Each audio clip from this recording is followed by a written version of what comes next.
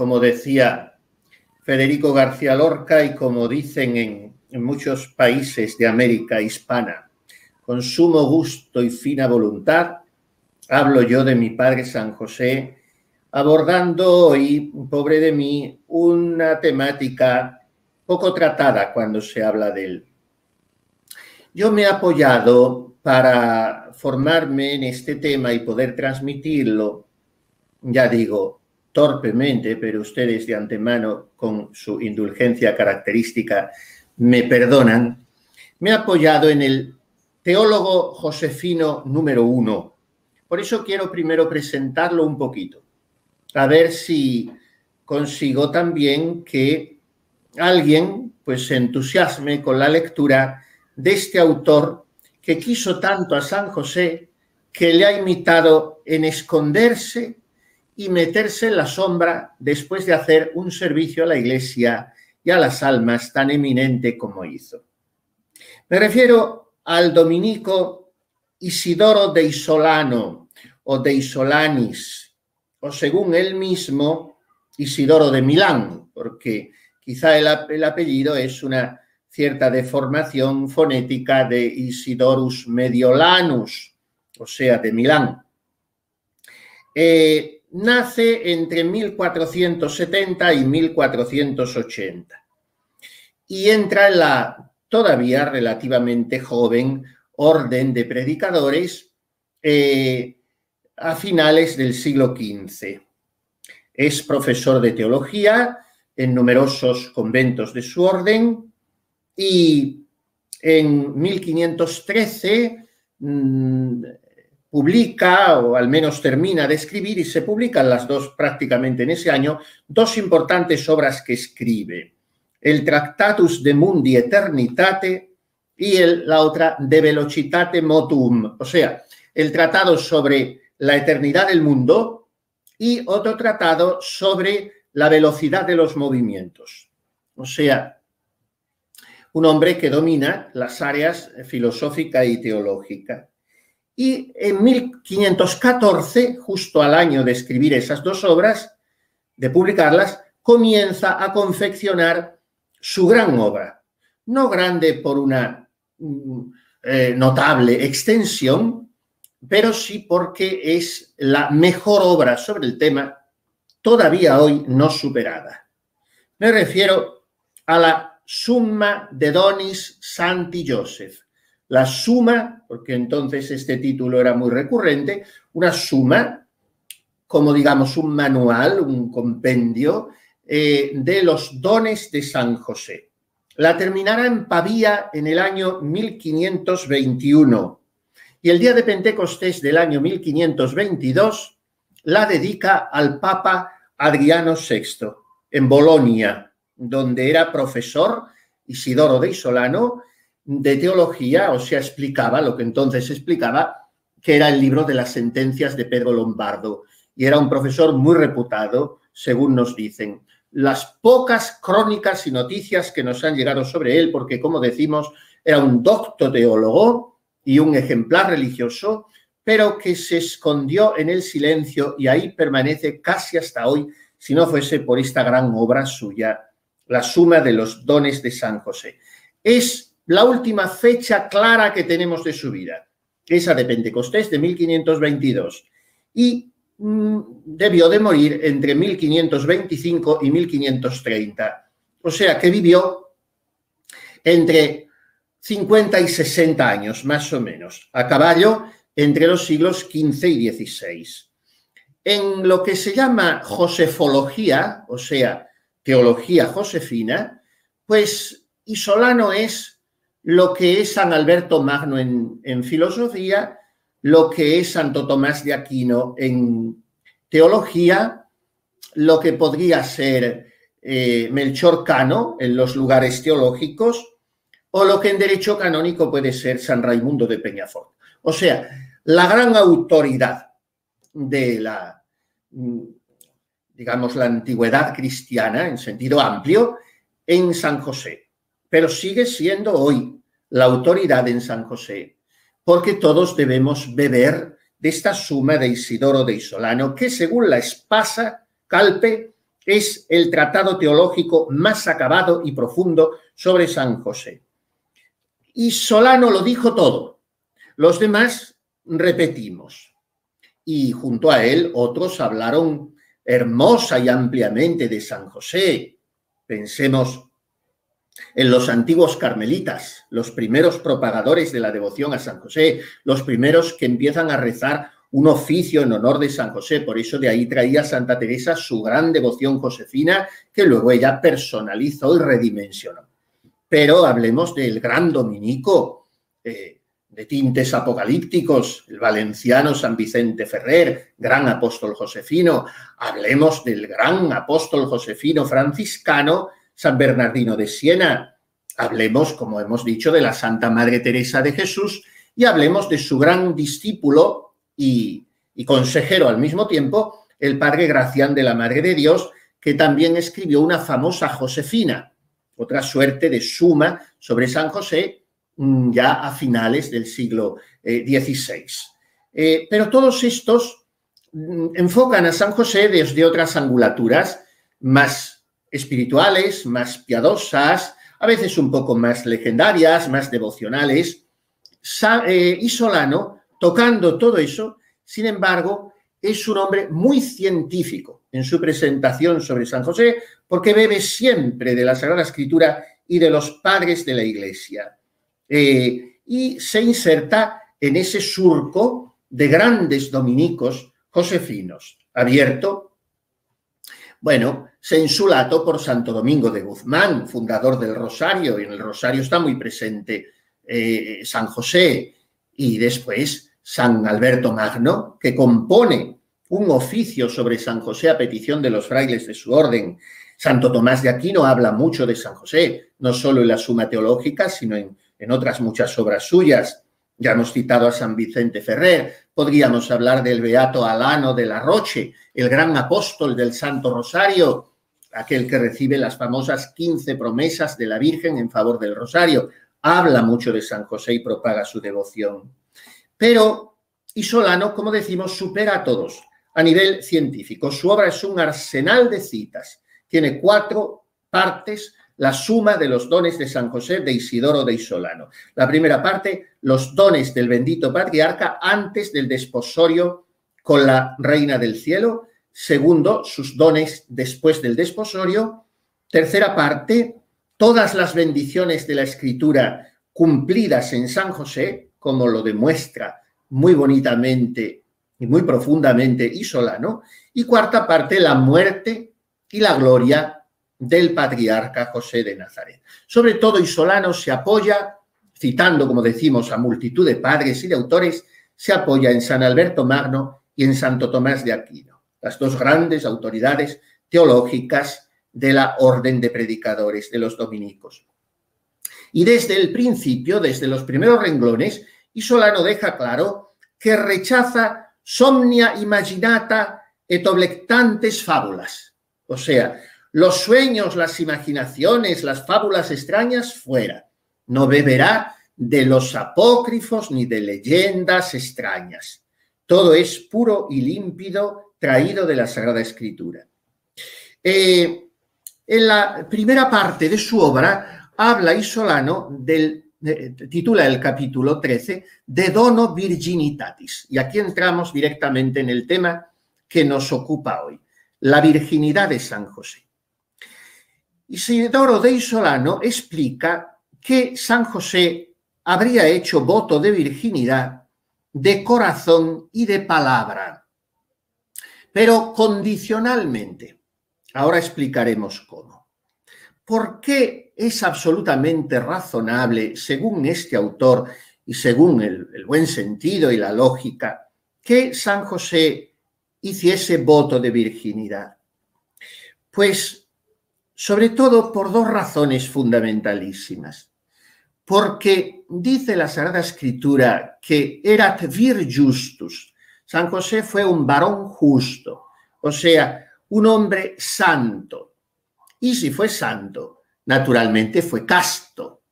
Lo cual no indica que esta castidad tuviera que ser virginal, por supuesto.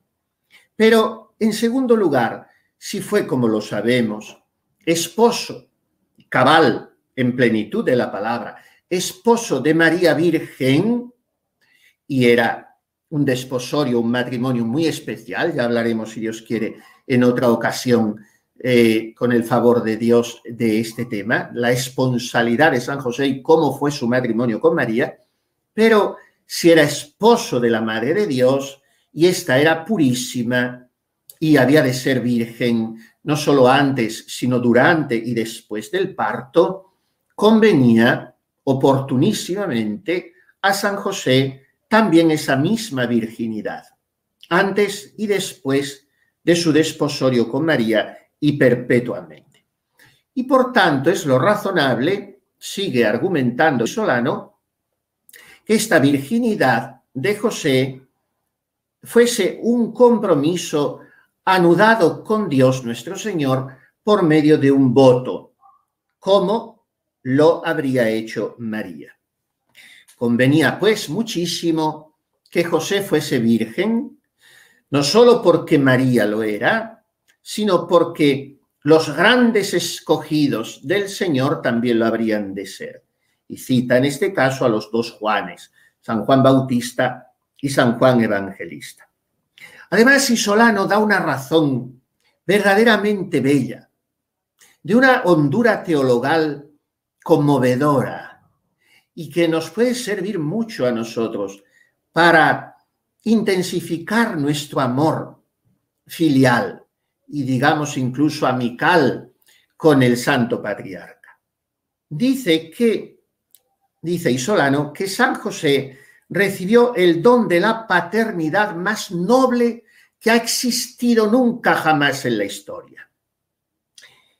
Y al recibir esa paternidad, con ella, con ese don, porque Solano siempre habla de dones de San José, o sea que San José ha sido enriquecido de una manera abundante y multiforme por la divina providencia, de manera que ha sido el hombre más amado en la tierra, el hombre como persona humana, porque la persona humana más amada ha sido María Santísima. A continuación ha sido San José, en cuanto que ha sido más colmado de gracia santificante que nadie después de María. Y esta gracia ha tenido una manifestación poliédrica, como las diversas irisaciones de un diamante, en el cual, reverberando la luz, podemos admirar un colorido maravilloso. Pues así San José ha recibido como un regalo, como un don, como un tesoro, la paternidad más noble que ha existido en la tierra, y al recibirla, con ella, ha recibido también, independientemente de que después él todo esto lo haya cultivado y explotado, porque ha entrado ahí su voluntad libre y su cooperación con la gracia. Pero José ha recibido todas las prerrogativas inherentes a esa paternidad maravillosa.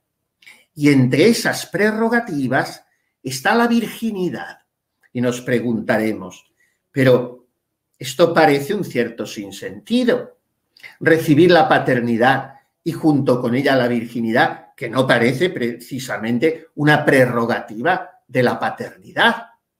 Veamos cómo razona nuestro docto dominico y cómo nos convence con su argumentación tan piadosa, pero no carente en absoluto de ciencia teológica y de armazón lógica. Dice así: la virginidad es una prerrogativa que va unida en este caso a la paternidad que se le ha donado a San José, porque como esa paternidad suya es la más noble que ha existido en la tierra por una razón, porque es la que más se ha parecido a la paternidad divina de Dios Padre con respecto a su Verbo, y esa paternidad del Padre Celestial ha sido una paternidad virginal, porque ha engendrado y engendra eternamente al Verbo de modo absolutamente puro, limpirísimo, cristalino, virginal. Entonces la paternidad de José tenía que asimilarse también de este modo, salvatis salvandis, a la paternidad de Dios. Este es el razonamiento no solamente lógico, solidísima y macizamente lógico, sino, como vemos, muy teológico y muy bello a nivel piadoso. Añade otras razones por las que José tenía que ser virgen, y es que Dios ha encargado el gobierno del mundo, la ayuda de los hombres, los servicios que desde el cielo se nos hacen a los ángeles. Los ángeles son vírgenes porque son espíritus puros. Si Dios había encargado, pensaba, designaba, encargar a San José algo superior al cuidado del mundo, que era el cuidado de su Hijo, creador del mundo, con el Padre y con el Espíritu Santo como un solo Dios, entonces Dios estaba pensando en hacer a San José virgen de una manera superior a como son vírgenes los ángeles. Después veremos cómo. Otra razón, y creo que vamos ya por la quinta, en la enumeración de Isolano es la quinta razón, aunque por no aburrir no voy enumerando. Dice Fray Isidoro que el Nuevo Testamento consagra la virginidad como superior al matrimonio. Por tanto, José, naturalmente, tenía que ser virgen, como que es un estado de vida más perfecto al matrimonial. Después dice que fue virgen, y esto es a lo que aludíamos antes, San José fue virgen como los ángeles, pero más, o por decirlo más correctamente, fue virgen mejor que los ángeles. ¿En qué sentido? Y lo explica. Fue virgen noblemente, más noblemente que los ángeles, porque estos fueron vírgenes por naturaleza. La naturaleza angélica necesariamente es virginal. San José fue virgen por gracia. Después los ángeles son vírgenes por necesidad, porque les corresponde. San José fue virgen de manera voluntaria y por tanto, su virginidad fue más grata a los ojos de Dios que la virginidad de los ángeles. Fue más útil su virginidad que la de los ángeles, porque fue más meritoria en cuanto que fue voluntaria. Fue virgen más admirablemente que los ángeles, porque era un hombre, y por tanto fue también virgen más perfectamente que los ángeles. Después, en otro lugar, en un capítulo siguiente, Isidoro de Isolano expone las dificultades que se han presentado ante la virginidad de San José y las resuelve de una manera muy sabiamente escolástica, sin enredarse en laberínticas argumentaciones. A veces puede resultar un poquitín alambicada alguna digresión de las que hace dentro de sus razonamientos. Por eso no me extenderé en ello, pero leído un par de veces con serenidad se entiende muy bien. Él dice que el voto de San José fue condicionado, pero esto no hace que sea menos voto. En realidad todos los votos son condicionados. ¿Y en qué sentido condicionado? En el de que dijo: yo seré virgen si Dios no dispone otra cosa. O sea, solo quiero cumplir la voluntad de Dios. En este sentido, es como José hace un voto condicionado, a no ser que Dios nuestro Señor le revelase su voluntad de otra manera. Y de hecho se la reveló, pero en el mismo sentido. Por tanto, su voto, como cualquier voto, es promesa a Dios de algo que me obliga, pero que no excluye un bien mayor. Esto es un voto propiamente. Pues bien, el voto de San José fue en este sentido condicionado. Si hubiera sido absoluto, no podría contraer matrimonio adecuadamente, lo explica él despacio, y razona que fue un voto doble. ¿En qué sentido? En que fue anterior al matrimonio de una manera mental y condicionada. O sea, no lo exteriorizó y no lo absolutizó. Pero después del matrimonio, aún antes de la anunciación del ángel a Nuestra Señora, de consuno con ella, entonces pronunció su voto verbalmente, porque ya estaba desposado con María. Para todo este razonamiento que yo he reducido a la mínima expresión, se apoya Isolano en San Agustín y en Santo Tomás de Aquino. Después, en otro lugar de su obra, habla, y quiero traerlo aquí porque es concomitante, naturalmente, con lo que estamos diciendo, habla de la pureza de San José y presenta, nuestro dominico Isolano presenta la pureza como la limpieza de todo pecado. En este sentido, dice que la pureza de un alma puede ser, pureza, digamos, de un ser, por ser más exactos, ahora lo entenderemos, la matización, puede ser triple. Pureza,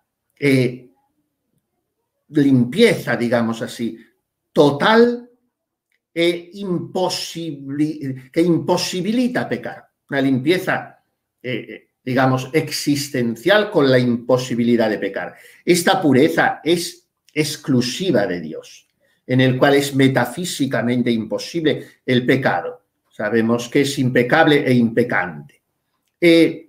Después estaría la limpieza o pureza confirmada, la de quienes no teniendo la imposibilidad metafísica de pecar, ya han sido confirmados en una cierta ligazón moral que les impide pecar. Y estos son los bienaventurados. Y en tercer lugar está la pureza estable, la de los viadores, la de quienes viviendo en esta tierra, en esta peregrinación, viadores, tienen esa limpieza por un don singular. ¿Y cómo se puede recibir esta pureza estable? Y explica Isolano que es puede venir por 4 conductos. Primero, por una singular santificación que Dios decreta para esa alma. Esto es exclusivo de María Santísima. Segundo, esa pureza puede venir por la venida del Espíritu Santo sobre esas almas. Y esto se predica de los apóstoles y de todos los que estaban reunidos con ellos el día de Pentecostés. Tercero, por la inhabitación continua del Espíritu Santo en un alma. Y esto es un don muy especial que el Señor puede conceder a algunos místicos. Pensemos, por ejemplo, en San Antonio María Claret, que lo cuenta de sí mismo, en Santa Teresita, que lo da a entender en su acto de ofrenda al amor misericordioso, recibieron la gracia de la conservación de las especies sacramentales de una comunión a otra. Claro, ahí hay una inhabitación muy hermosa y esa inhabitación es una continuada presencia del Espíritu Santo en esas almas. Y en cuarto lugar, esa pureza estable, como un don singular, se puede también recibir por la inmunidad actual de pecado grave en un alma, o sea, por la gracia de Dios concedida de una manera especial. Son 4 estratos, como decimos, 4 grados, por singular santificación, por venida del Espíritu Santo, por inhabitación continua del mismo Paráclito, o por inmunidad actual de pecado grave. Y dice Isolano, la pureza de alma de San José, que se traduce también en su virginidad, es la más próxima al primer modo, o sea, a la de la Santísima Virgen. San José fue totalmente puro por una singular santificación. Y da muchas razones, pero como no quiero hacerme prolijo, y además el que lo desee y tenga mucho aspiración de zambullirse en este año y siempre en la figura inefable de nuestro Padre San José, que lea la suma de los dones de Isidoro de Isolano. Pero entre las muchas razones que da para argumentar que su santidad fue estable por don singular y fue parecida a la de la Virgen, o sea, por una santificación muy especial. Y Solano dice que todo se debe a que José mereció cuidar de Cristo como la Santísima Virgen y por tanto en todo se debía a él de parecer a María Santísima. Bien, hasta aquí es lo que dice Isidoro de Solano. Hablemos un poco más sobre la virginidad de San José y refirámonos a ella como derivación de la virtud de la templanza, porque Isidoro de Solano estudia en su obra todas las virtudes en San José. La templanza es una de las 4 virtudes cardinales, infusa por tanto, junto con la prudencia, la justicia y la fortaleza. Además están las 3 teologales, fe, esperanza y caridad. De estas 7 virtudes fundamentales se derivan todas las demás, hasta el número de 54, como Santo Tomás de Aquino expone en su Suma Teológica. Pues bien, la templanza es la moderación de las inclinaciones del hombre. Hay una templanza primero como virtud humana, como virtud moral, que es una temperancia, una moderación que se ha de poner en todas las acciones y en todas las pasiones humanas. Pero propiamente su objeto es la moderación de las inclinaciones más vehementes del hombre. Por tanto, ¿qué nos hace la templanza? Retraernos razonablemente, no lanzarnos vehemente o irracionalmente de las cosas que más nos atraen y que son las delectaciones del tacto, por su connaturalidad con el apetito sensitivo del hombre. En este sentido se distingue la templanza, que estamos siguiendo siempre a Santo Tomás de Aquino en la Suma Teológica, es el maestro indefectible y el príncipe de la teología. Por eso, cuando se le abandona, la teología hace aguas por todas partes, si es que no emprende caminos erráticos que se salen de la fe católica. Nosotros seguimos a Santo Tomás como nos recomiendan los papas y la Iglesia y el Código de Derecho Canónico y el buen entendimiento, porque es con quien mejor se aprende, puesto que es el mejor pedagogo y el más sabio de los santos y el más santo de los sabios. Bueno, pues, ¿en qué se distingue la templanza de la fortaleza? Pues lo que es la fortaleza con respecto a los peligros de muerte, lo es la templanza con respecto a las concupiscencias y a los deleites del tacto. De manera que además de imponer freno a las operaciones más connaturales, que son la conservación del individuo y la conservación de la especie, esto se realiza por la abstinencia y por la castidad. También la templanza pone freno a todos los demás movimientos internos por la humildad y corporales o exteriores por la modestia. Pero nos interesa señalar lo primero. La templanza pone freno a las operaciones más connaturales, que son la conservación del individuo y la conservación de la especie. ¿Cómo pone freno? A la conservación del individuo por la abstinencia. O sea, yo tengo que conservar mi vida comiendo y bebiendo, pero no puedo beber y comer todo lo que me apetece. Y aquí entra la templanza, a templarme. Y después yo tengo inscrita en mi naturaleza humana la posibilidad de la generación natural, de la procreación. Pero esto también debe ser moderado, no solo en el caso de la virginidad, sino también en el caso del matrimonio. Y lo mismo que hay abstinencia en el alimento, hay abstinencia en el uso conyugal. Y aquí entra la templanza también. De manera que la templanza da un esplendor singular a la persona, la reviste de un señorío atractivo y de una elegancia superior, porque la moderación imprime el orden, el equilibrio y la proporción en todos los movimientos de esa persona, y a la vez también vigoriza y manifiesta la excelencia espiritual de la persona humana, porque el dominio de la razón subyuga y sojuzga las inclinaciones animales que son rebeldes y las somete a las altas aspiraciones del espíritu. Todo esto es lo que hace tan amable la figura de San José, tan sugestiva, porque en su vigor juvenil resplandece una virginidad exquisita, lo mismo que una humildad llena de serenidad y de caballerosa elegancia, y que un desprendimiento y sencillez vividos con espíritu encantadoramente infantil, lo mismo resplandece en él ese señorío de la virginidad.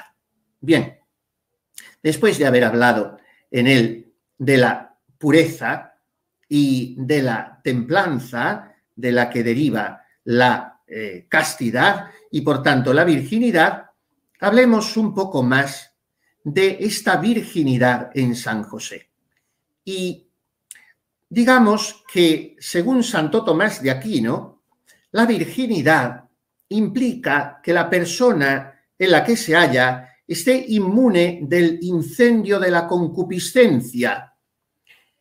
Y la concupiscencia, sobre todo, parece consistir en la consumación del placer corporal, cuál es el placer de los deleites sensuales.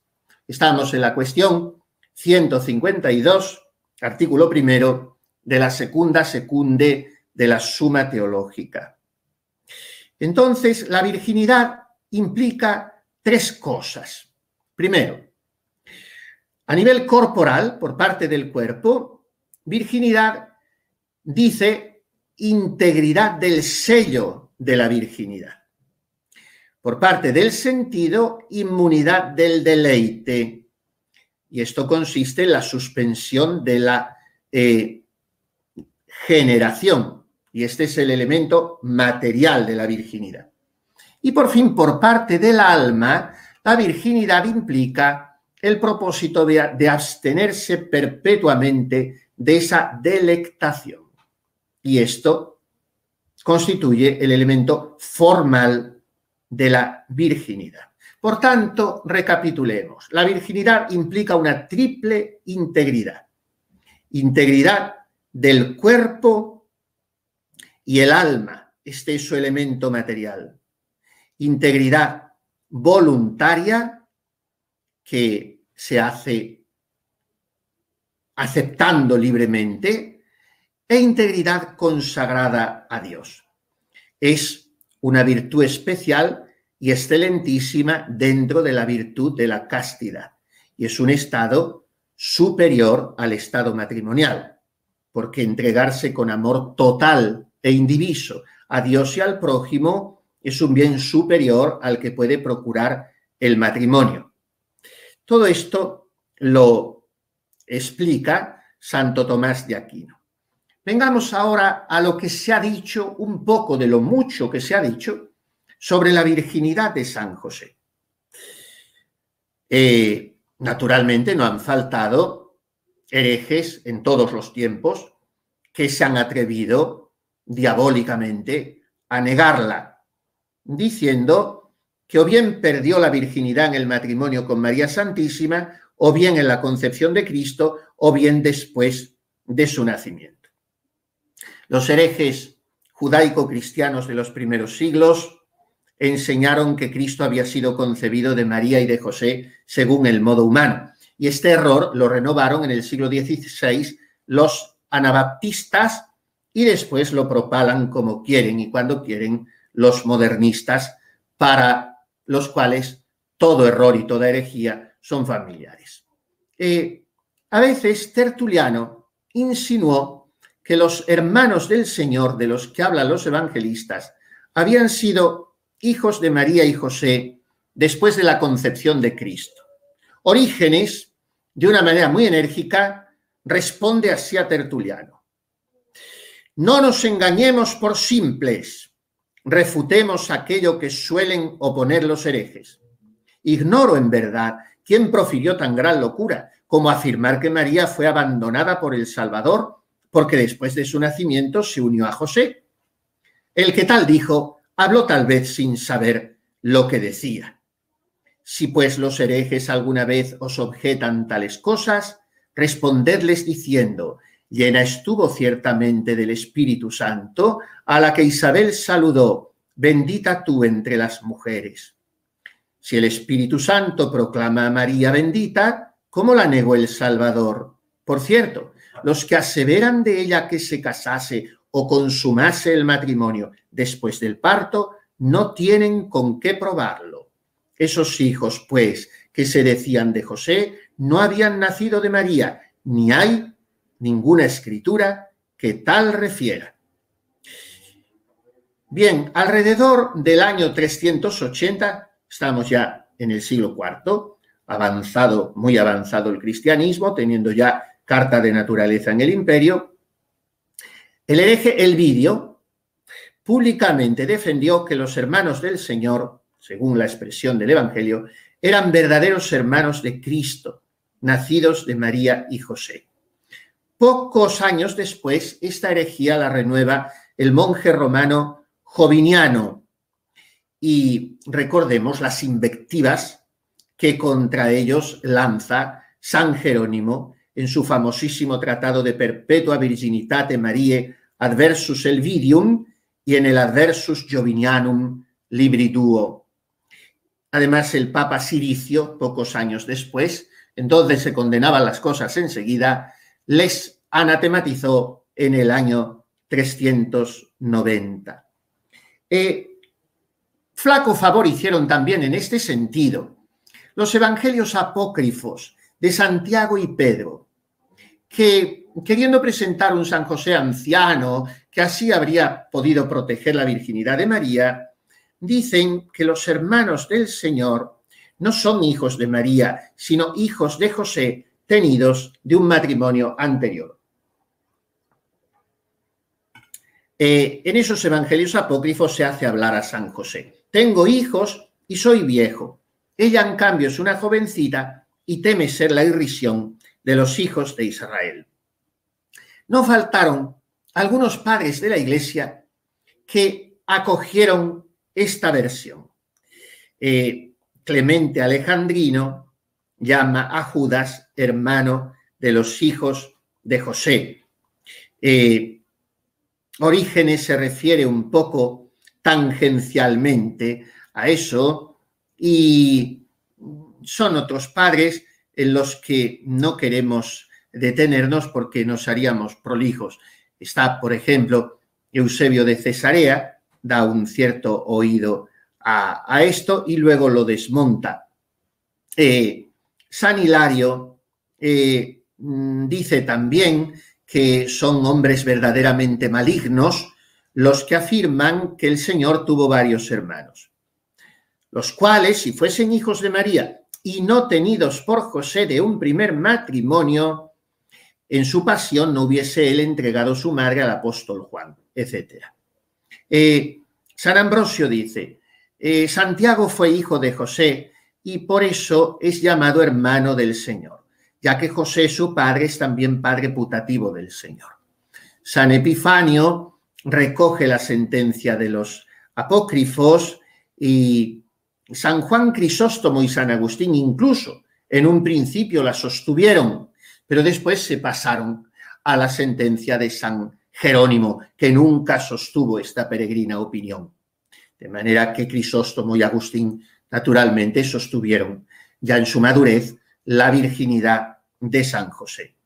Y incluso el gran comentador de Santo Tomás de Aquino, el mismo Cayetano, en un lugar de sus obras, concede cierta probabilidad a esa opinión. Y algunos autores modernos incluso. O sea, que San José habría sido casto después del matrimonio con la Virgen, pero habría tenido algún hijo antes de ese matrimonio. Vamos a ver cómo se va desarrollando el pensamiento en torno de esto. La sentencia común y cierta en teología y lo que siempre ha creído el pueblo de Dios desde la más remota antigüedad es que San José, con toda certeza, guardó siempre una virginidad perfecta y es muy probable también que hiciera voto de virginidad. Así lo enseña, y debe bastarnos para creerlo, la autoridad de Santo Tomás de Aquino. Pero además tenemos una casi universal tradición eclesiástica, y esta arranca del gran San Jerónimo, que refutando, como decíamos antes, a Elvidio, escribe en ese estilo directo, lleno de energía y de santa agresividad verbal que tantas veces usa el doctor Dálmata. Tú dices, escribe Elvidio, que María no permaneció virgen. Yo reivindico para mí aún más, a saber, que también el mismo José fue virgen por María, para que del consorcio virginal naciese el Hijo Virgen. En el santo varón no hubo fornicación y no se ha escrito que haya tenido otra mujer. De María, a quien tuvo como esposa, fue más bien custodio que marido, de donde se sigue haber permanecido virgen con María, quien mereció ser llamado Padre del Señor. Volverá en otra obra suya, en un comentario a San Mateo, el gran traductor de la Sagrada Escritura y el gran doctor de la Biblia, que es San Jerónimo, volverá a decir: algunos consideran a los hermanos del Señor hijos de otra esposa de José, siguiendo los delirios de los apócrifos, y fingen una mujerzuela llamada Melca o Erca. Nosotros, sin embargo, como en el libro que escribimos contra Elvidio, defendemos que los hermanos del Señor no son hijos de José, sino primos hermanos del Salvador, hijos, según entendemos, de María, tía materna del Señor, la cual se dice ser madre de Santiago el Menor y de José y Judas, los cuales en otro lugar del Evangelio vemos que son llamados hermanos del Señor, que por estos hermanos se ha de entender primos hermanos, toda la Escritura lo demuestra. Después de aquellas dudas que había tenido al principio, San Agustín resultará ser el defensor más notable de la paternidad virginal de San José. Y lo expone en algunas de sus obras, por ejemplo, De nuptiis et concupiscentis, de las bodas y la concupiscencia. Dice, mejor dicho, mejor traducido sería, sobre los matrimonios y las concupiscencias, una de las muchas obras de San Agustín. Dice, por este fiel matrimonio, ambos merecieron ser llamados padres de Cristo, ambos padres por el consentimiento, no por la carne, o mejor, él padre solo por el consentimiento, ella madre también por la carne, los dos, en fin, padres. En otro lugar de sus obras, en este caso es de Consensu Evangelistarum, San Agustín dice, cuando Lucas refiere que Cristo nació de la Virgen María y no del contacto con José, porque le llama padre, sino porque rectamente entendemos que es esposo de María, no por la unión carnal, sino por pacto conyugal. Por eso ciertamente es padre de Cristo, mucho más íntimo, pues nació de su esposa que si lo hubiese adoptado de fuera. Hay muchas otras afirmaciones de San Agustín en este sentido. Teodoreto de Ciro, padre de los siglos entre el IV y el V, también es terminante en decir que aquellos hermanos eran primos del Señor. San Beda, el venerable, padre ya más tardío, siglo VII, afirma, sin escrúpulo de género alguno conviene saber y declarar que no solo la Madre de Dios, sino también el testigo beatísimo de su castidad y su custodio, José, se mantuvo siempre y de un modo absolutamente inmune de todo trato conyugal. San Ruperto comenta esas palabras hermosas del Cantar de los Cantares, qui pascitur inter lilia, el que se apacienta entre los lirios, y se pregunta retóricamente, ¿cuáles son estos lirios, sino el amigo del amado, José? y yo la amada, a quien dice, como el lirio entre las espinas, así mi amada entre las hijas. En verdad, ambos, José y yo, habla la Santísima Virgen, somos lirios por las virginales nupcias y la cohabitación castísima. A todos los padres lo supera otro más tardío, que es San Pedro Damiano, que dice: si nuestro Redentor tanto ama la integridad del pudor florido, que no solo nació del seno virginal, sino que también quiso ser tocado por un nutricio virgen, y esto cuando aún lloraba en la cuna, ¿por quién, pregunto, querrá ser tratado ahora cuando ya inmenso reina en los cielos? Si puesto en el pesebre quería ser tocado por manos limpias, ¿cuánto querrá ahora, sublimado en la gloria de la majestad de su Padre, que manos puras se acerquen a su cuerpo? En su epístola sexta a Nicolás, dice esto San Pedro Damiano, un santo que clamó en su tiempo, podríamos decir tronó, contra los pecados del clero, precisamente contra la castidad y contra el celibato, señalando de una manera concreta el pecado nefando. Este San Pedro Damiano, por tanto, era un enamorado de la pureza y, naturalmente, de San José. Terminante absolutamente, ya lo hemos dicho, es Santo Tomás de Aquino. Y su pensamiento está resumido en dos afirmaciones. Santo Tomás rechaza de plano el error de los que dicen que San José hubiera tenido hijos de otra mujer y califica esta sentencia de totalmente falsa, diciendo en su comentario primero al Evangelio de Juan y segundo a la epístola a los Gálatas, y también en la tercera parte de la Suma Teológica, cuestión 28, artículo 3, diciendo que es falso esto de que San José hubiese tenido hijos y que Santiago fuera hermano del Señor.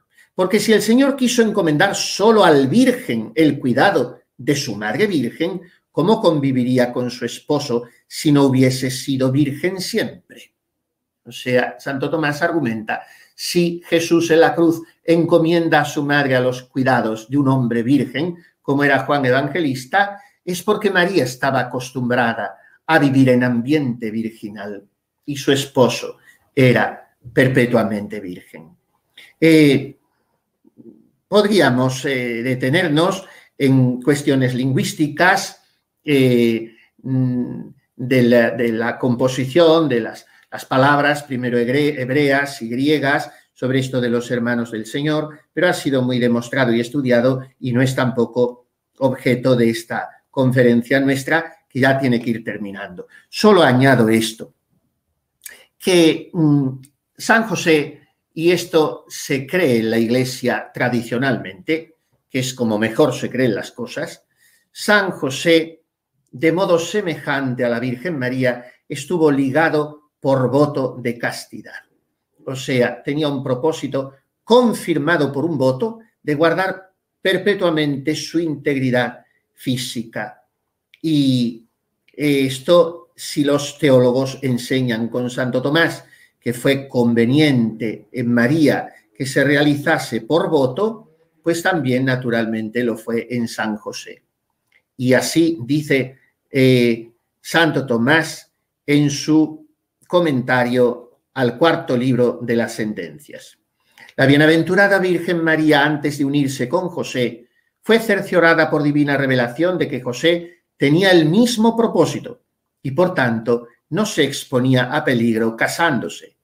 Puede creerse que no solamente María, sino también José, estaba dispuesto en su interior a guardar virginidad, a no ser que Dios ordenase otra cosa. Pero no manifestaron, esto lo dijimos ya antes, con palabras expresas esta intención al principio, sino más tarde. Y así permanecieron siempre vírgenes. Y Santo Tomás continúa razonando lo que ya dijimos, partiendo de Isidoro de Isolano, que ese voto de José y María fue condicionado antes del matrimonio y después del matrimonio fue absoluto. Y dice así en la cuestión 28 de la tercera parte de la Suma: no es creíble que la Madre de Dios, antes de desposarse con José, hiciese de un modo absoluto el voto de virginidad, sino que aun deseándolo, abandonó su voluntad al arbitrio divino y después, habiendo tomado esposo conforme a las exigencias de aquel tiempo, emitió juntamente con él el voto de virginidad. O sea, es lo razonable, dirá después Cayetano, que San José hiciera el voto juntamente con María.